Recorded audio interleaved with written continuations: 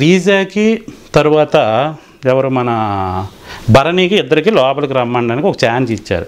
అసలు భరణి గారు వెళ్ళిపోయిందే లీస్ట్ ఓట్ల వల్ల అక్కడ నిలబడ్డాడు. అందులో ఎవరిని సేవ్ చేస్తావని ఇమ్మానుయేల్ కడితే రాముకి సేవ్ చేస్తానని చెప్పి రాముకి చేశాడు. అప్పటికి నాగార్జున గారు ఎవరికి తక్కువ ఓట్లు పడ్డాయంటే భరణి గారికి తక్కువ పడ్డాయని చెప్పి బయటికి పంపించారు. అయిపోయింది కదా.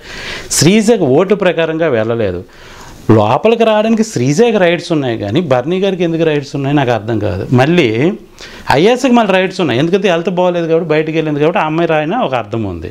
ఇక్కడ భరణి గారికి ఎందుకు లోపలికి రప్పించారో తెలియదు. సో ఇక్కడ మళ్ళీ ఫేక్. అయితే ఇంకొక విషయం, శ్రీజ ఉంటే వీళ్ళందరికీ పాయింట్ అవుట్ చేస్తుంది, బయటికి వాళ్ళు చేసిన ఏదో గేమ్ అంతా బయట పెడుతుంది అని చెప్పి వీళ్ళకి ఇష్టం లేదు.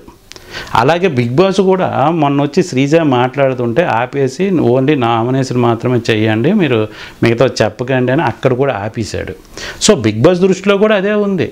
తర్వాత వీళ్ళ దృష్టిలో కూడా శ్రీజ ఉండకూడదు. ఎందుకు ఈరోజు టాస్క్లు ఆడినప్పుడు ఒక టాస్క్ వాళ్ళు గెలిస్తే మొత్తం ఎంతమంది ఉన్నారో అంతమంది ఒక 4-5 తప్ప మిగతా వాళ్ళందరూ కేకలు సరదా ఇదంతా ఒక పిచ్చుక మీద బ్రహ్మాస్త్రం ఎంత ఉంటుంది. శ్రీజ ఎంత ఉంటుంది తన మీద వీళ్ళందరూ బ్రహ్మాస్త్రం వేస్తున్నారంటే ఇంతమందికి శ్రీజ అంటే భయం ఉందంటే దీనేమ్మ అది కదా గెలిచినట్టే కదా. ఒక అమ్మాయి కోసం, ఒక చిన్న అమ్మాయి కోసం అమ్మాయి మాట్లాడితే వీళ్ళకి భయపడుతున్నారు. నిన్న కూడా మాధురి అంటుంది అమ్మో శ్రీజ ఉంటుంది నేను వెళ్ళిపోతాను నా వల్ల కాదు నేను ఉండను అంటుంది. అంటే మాధురి లాంటి ఫైర్ బ్రాండ్ కూడా భయపడుతుందంటే ఇంకా అంతకంటే ఇంకేం కావాలి. శ్రీజని మీరు వెళ్ళగొట్టేసిన మళ్ళీ రప్పించడం ఎందుకు మళ్ళీ పంపించడం ఎందుకు నాకు అది అర్థం కావట్లేదు. పంపించేశారు అంటే ఓకే మీ ఓట్ల ద్వారానే పంపించామంటే నాకు అర్థం కాదు. 9 మందో 5గురో 6గురో నామినేషన్లో ఉండేటప్పుడు అప్పుడు ఓటు షేరింగ్ మీద ఎవరికి లీస్ట్ పడితే వాళ్ళు వెళ్తారు. ఒక ఇద్దరిని పెట్టేసి భరణి గారికి ఇటు పక్క శ్రీజకి పెట్టేసి వీళ్ళిద్దరికి ఓట్లు వేస్తే ఓట్ల ప్రకారంగా భరణి గారికి ఎక్కువ వచ్చి శ్రీజ గారికి తక్కువ వచ్చాయి అన్నట్టు మాట్లాడితే అది ఎలా అవుతుంది. మిగతా వాళ్ళందరూ ఇప్పుడు తనుజ ఫ్యాన్స్ అందరూ భరణికే వేస్తారు, మాధురి ఫ్యాన్స్ అందరూ భరణికే వేస్తారు.